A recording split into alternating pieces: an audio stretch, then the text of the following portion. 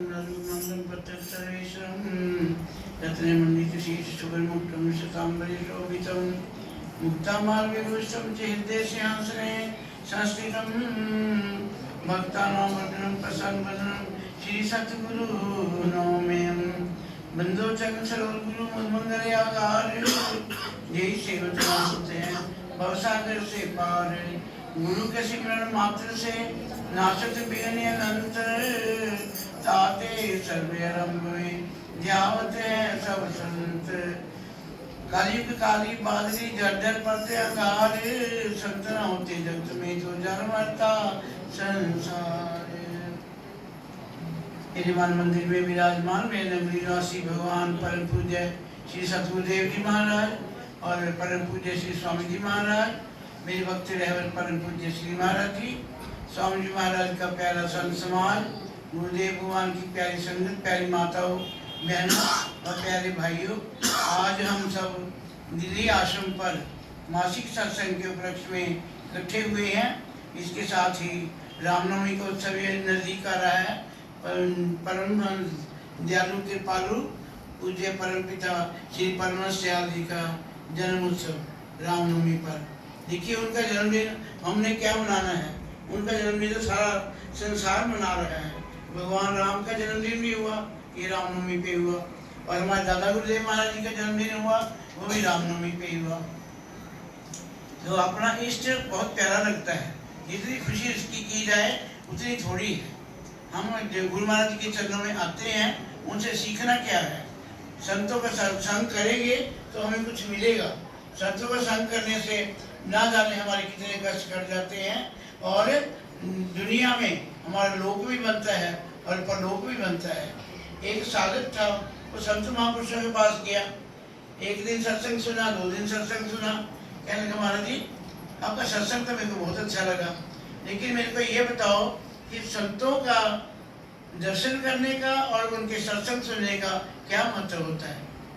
तो संत कहने लगे कि बेटा ऐसे कर, इस बात का जवाब तेरे को इस गांव के बाहर नदी के किनारे एक पेड़ है, वहां पर जाना, सुबह सुबह वहां पर तेरे सवाल का जवाब मिलेगा। कहते ठीक है महाराज जी। तो वे सुबह सुबह नहा धो के चला गया नदी के किनारे। वहां पर जाकर देखा कोई बंदा नहीं, परिंदा नहीं, कोई कुछ नहीं। देख के वापस आ गया। तो महाराज जी ने मेरे को ऐसे चक्कर लगवाया, मेरे संशय का निवृत्त हुआ नहीं। महाराज जी के पास आके कह रहे महाराज जी वहां पर तो कुछ था ही नहीं, मेरे साथ किसी ने बात ही नहीं की। एक कौवा था, एक कौवी थी, वही आपस में बातें कर रहे थे, उन्होंने मेरी तरफ देखा भी नहीं। कहते कोई बात नहीं बेटे, आगे नहीं, कल जाना, दूसरे दिन फिर जा। दूसरे दिन फिर गया, उनकी आज्ञा मानकर गया। तो हम वहां पर क्या देखा, एक बगुला एक बगुली, वो आपस में बातें कर रहे हैं। वो आपस में बातें कर रहे हैं, इसकी तरफ ध्यान नहीं दिया, सवाल का जवाब किसने देना था। फिर वापस आया, फिर महाराज आप ऐसे बेकार में मेरे चक्कर लगवा रहे हैं, मेरे संशय का निवृत्ति तो होती नहीं है। कहते संत कहने लगे फिर धीरे धीरे रे मना, धीरे सब कुछ होए, माली सीते सौगड़ा, ऋतु आया फल हुए। कहते बेटे जल्दबाजी नहीं करनी, धीरे धीरे सब काम होते हैं। तो कल तीसरे दिन फिर जा, तीसरे दिन फिर गया तो क्या देखा, हंस और हंसनी वो आपस में बातें कर रहे हैं। ये बेचारा उनकी तरफ देख के खड़ा होकर वापस आ गया। चौथे दिन जब फिर गया, फिर क्या देखा उसने, एक पुरुष है एक औरत है, दोनों आपस में बात कर रहे हैं। जैसे ये पास आके सामने खड़ा हुआ तो दोनों ने इनको दंडवत प्रणाम कर दिया, और ये कहने लगे ये तो चक्कर में पड़ गया, ये तो गोरखधंधा हो गया कि मैं तो इनसे संतों के दर्शन और सत्संग का जवाब पूछने आया हूँ, उल्टा ये मेरी कोई दंडवत कर रहे हैं। वो कहने लगे भैया जी आप संशय में मत पड़ो, आपको 4 दिन हो गए आते हुए। पहले दिन जब आपने हमें देखा ना, कौवा और कवि हम ही थे, आपके दर्शन करके हमारा कौवे का जन्म 1 दिन में कट गया। दूसरे दिन हम बगुला और बगली बने, वो भी आपके दर्शन से। और तीसरे दिन क्या हुआ, हंस और हंसनी बने, एक दिन में 1 जून कट गई, तो हंस हंसनी बने आपके दर्शन से ही बने। और चौथे दिन आज आप देख रहे हैं मनुष्य चौरे में औरत बनी है और ये मैं मर्द बना हूँ, ये सब आपकी कृपा से। पहले ये बताओ आप किन संतों के पास जाते हो। किनका सत्संग सुनते हो? उनकी वाइब्रेशन इतनी अच्छी है, इतनी अच्छी है कि हमने उनके दर्शन नहीं किए, उनके आप शिष्य बन के आ रहे हैं हमारे पास। सिर्फ आपके दर्शन करने से 4 दिन में हमारी 4 दुनिया कट गई। संतों के सत्संग का इतना महत्व होता है। वो कहने लगे हम तो ऐसे करो, हमें भी उन संतों के पास लेके जाओ ताकि हमारे लोग भी बने, परलोक भी बने। तो सत्संग का इतना महत्व है, अगर हम इसका अर्थ समझते हैं, असर करते हैं, तो हमें बहुत कुछ मिलता है। किसी गांव में थे, एक परिवार था, वो चोरी ही करता था। 4 बेटे थे उनके, चारों चोरियां करते। पिता ने यही समझाना, कहने बेटे पढ़ो, पूछ जो हांडी चढ़े, हमने रोटी खानी है, ये चोरी के सिर पे खानी है। तो आपने ऐसे करना, किसी संत महापुरुष के पास नहीं जाना, किसी का सत्संग नहीं सुनना, किसी की कथा नहीं सुननी। ऐसा ना हो कि पता नहीं होता किस वक्त किसी संत महापुरुष का सत्संग आपके दिमाग पर असर कर जाए और आप ये चोरी छोड़ बैठे, तो आप भूखे मर जाएंगे। फिर कहना ठीक है पिताजी। कहते एक जो छोटा था वो थोड़ा समझदार था, वो कहने का पिताजी आप कहते तो हैं कि चोरी करने जाओ, किसी संत का दर्शन नहीं करने, सत्संग नहीं सुनना, अगर अचानक कोई बात कान में पड़ भी जाए फिर क्या करना? तो संत कहने लगे पिताजी, कहने लगे अगर आपको पता चल गया कोई कथा हो रही है, कोई सत्संग हो रहा है, आप कानों में उंगलियां लेके दबा के बाहर निकल जाओ। सत्संग नहीं सुनना, सत्संग से आपके दिमाग पर असर हो गया, ये ना हो आपके दिमाग का कांटा बदल जाए, हमारा कारोबार ही ठप हो जाए। क्या फिर कैसे रोटी कहाँ से खानी है हमने? कहते ठीक है। तो क्या हुआ, रात को एक दिन 12 बजे इस सेठ के घर में जाके सेंध लगाई, सेंध लगा के तो चोरी करके जल्दी जल्दी माल इकट्ठा किया, गठरियाँ बांध ली चारों भाइयों ने। जिसका जिधर को मुंह हुआ वो गठरी जाके उधर से बाहर निकला। जो चौथा था, जिसने पिताजी से सवाल किया था, उसने भी सामान तो चोरी का पकड़ा हुआ, लेकिन जा रहा है, रास्ते में देखा कोई महात्मा जी कोई कथा कर रहे हैं। तो ये इसने कहा कि पिताजी का इससे बचना। तो इसके कान में इतनी बात पड़ गई, संत कहते हैं कि जो देवी देवता होते हैं उनकी परछाई नहीं होती, उनका शरीर सूक्ष्म होता है, उनकी परछाई नहीं होती। कहने को ये तो सत्संग हो रहा है, पिताजी ने मेरे को मना किया, नहीं सुना, अब ये बात तो मेरे कान में पड़ गई, कान में उंगली दबा के वही भाग निकला।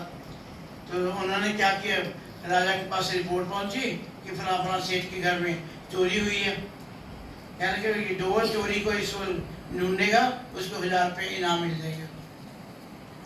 तो फिर क्या हुआ, एक श्रद्धावान था, वो कहने लगा मेरे को पता है ये चोरियां करते हैं ना, इनकी श्रद्धा माता पे है, मैं ना माता के सांग बना के इनके घर में जाऊंगा रात को, अभी अभी सभी सब चोरियां इनसे बुका लेंगे।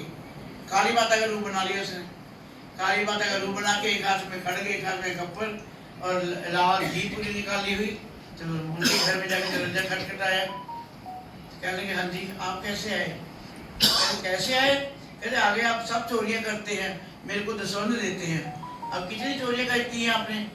मेरा हिस्सा नहीं निकाला, अभी मेरा हिस्सा निकालो, नहीं मैं सबको आपको भस्म कर दूंगी।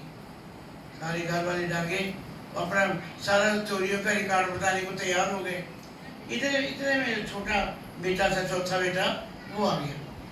उसको संतों की कही बात याद आ गई कि संतों का शरीर सूक्ष्म होता, देवी देवताओं का उनकी परछाई नहीं होती। तो जैसे ही वो बात मन में आई तो इसने देखा कि इसकी तो परछाई है, ये तो बनावटी देवी है, सचमुच नहीं है। उसे डंडा उठाया, 3-4 डंडे माता के सिर पर मार दिए। तो माता उसे जान बचा के दौड़ गई। तो परिवार पिताजी कहने लगे बेटे ये क्या हो गया, तेरे को कैसे पता चल गया?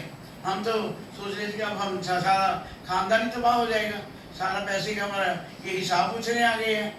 कहते पिताजी आपने मना तो किया था, चोरी करके मैं निकल रहा था, मेरे को नहीं पता सत्संग हो रहा है। जब उन्होंने इतनी बात कही कि देवी देवताओं का शरीर सूक्ष्म होता है, उनकी परछाई नहीं होती, फिर मेरे दिमाग में आया कि तो सत्संग है, सत्संग तो मैंने सुनना नहीं है, लेकिन इतनी बात तो मेरे दिमाग में आ गई ना। लेकिन देखिए और इतनी बात क्षण में सुनी हुई यहाँ पर काम आ गई। आप लोग तो सारा हिसाब देने को तैयार हो गए और मैंने 2 डंडे वाली माता को भगा दिया।